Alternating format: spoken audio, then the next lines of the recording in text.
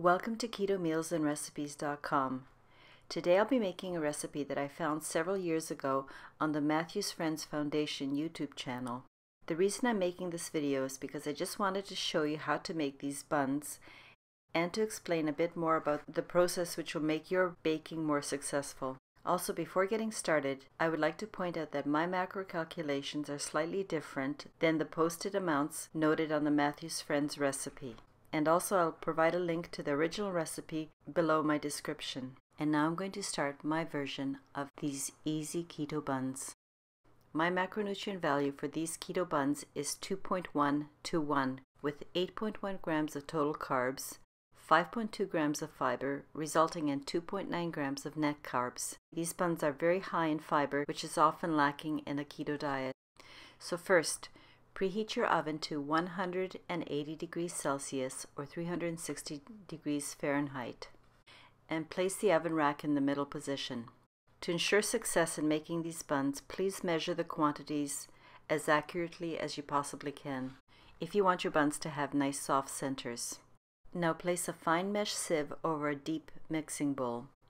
Add all the dry ingredients into the sieve. Add the almond flour, the psyllium husk, the baking soda, the baking powder, and the lakantal sweetener, which you'll notice I ground to a confectionery state.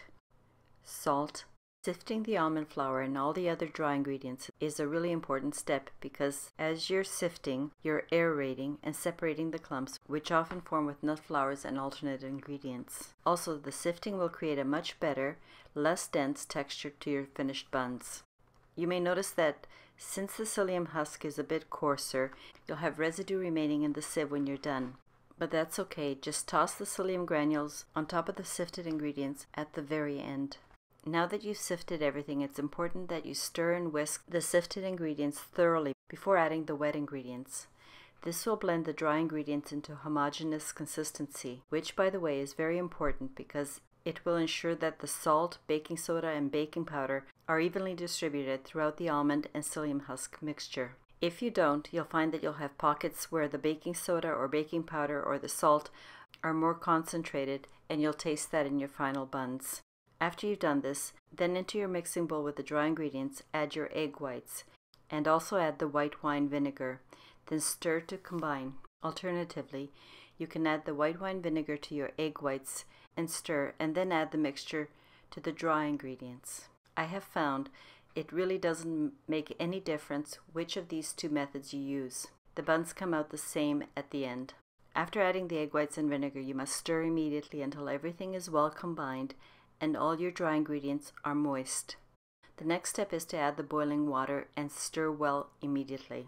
It is important that your water has just come off a boil and not just a warm water. You'll get very different results if you're not using boiling water. Here's a previous example where I used warm water, and as you can see, the batter is more of a consistency of pancake batter than my bun batter. Now stir in the water with the other ingredients until the mixture forms a more solid texture. Make sure you scrape the bottom and get all the dry ingredients. Set aside for about 20 minutes to allow the almond flour and psyllium husk to absorb all the water. In the meanwhile, line a cookie sheet with parchment paper. Before dividing your dough, knead it one more time. Then divide the dough into 6 even portions or buns. When you're shaping your buns, pat them very lightly and place them onto the parchment-lined cookie sheet. Be careful not to compress the dough as you shape it, because if you press the dough too hard, it will push out the air bubbles formed from the chemical reaction of the baking soda and vinegar, and your buns will not be as soft and light. You'll have a much denser center of the bun. After you've shaped all your buns, brush the top and sides of each bun with your egg yolk. Then you have an option of sprinkling about a 1/4 teaspoon of sesame seed on top of each bun. Place the tray of buns into the oven and bake for about 45 minutes. Remove the buns from the oven and place on a cooling rack until the buns are completely at room temperature. During the cooling process, the internal heat will keep cooking the center and make it nice and fluffy.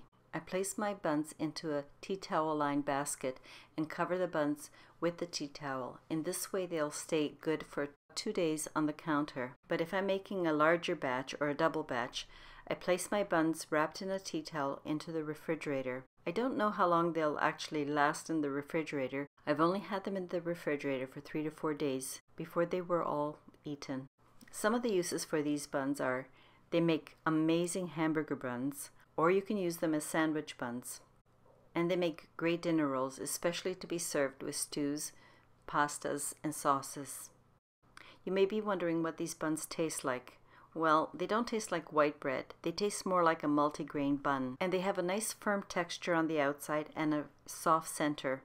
Even though this is not my original recipe and has been modified just slightly, I hope that this explanation will be helpful to you, and I hope you enjoy the buns. Thank you very much for watching this video, and I hope you come back for the next video. The link for the printable recipe is provided in the description below.